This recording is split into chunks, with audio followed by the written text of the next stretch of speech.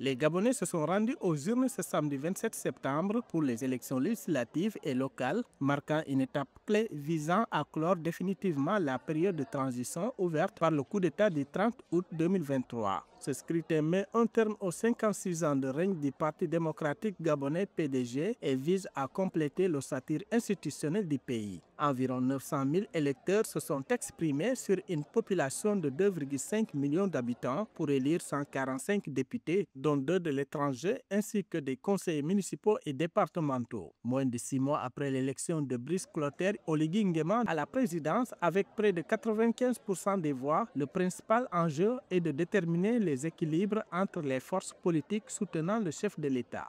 Les élections législatives et locales qui se tiennent au Gabon sont sans véritable enjeu parce que le président Oligui Nguema, qui a été élu avec une très forte majorité, devrait compléter l'ossature institutionnelle politique du Gabon avec les élections locales et législatives. Or, il s'est fait qu'il est soutenu et par son parti politique qu'il vient de créer il y a pas longtemps, c'est-à-dire l'Union démocratique des bâtisseurs, ainsi que l'ancien parti politique de son prédécesseur, le PDG, qui a régné en main de maître sur le Gabon pendant plusieurs décennies.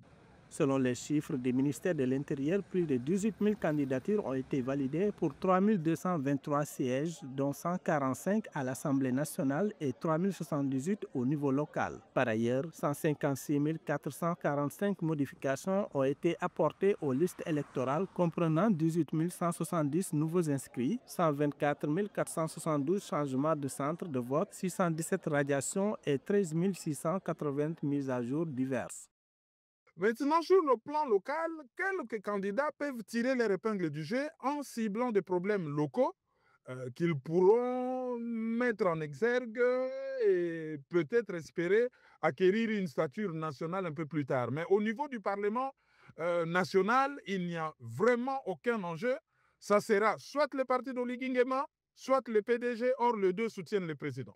Sur le terrain, la journée électorale a été marquée par une affluence remarquable dans un climat pacifique. Malgré l'enthousiasme, les agents électoraux ont dû appeler les citoyens à la patience et à la discipline pour garantir le bon déroulement du scrutin. L'organisation, pilotée par le ministère de l'Intérieur, de la Sécurité et de la Décentralisation, a jusqu'à présent permis à chaque électeur de s'exprimer dans les meilleures conditions.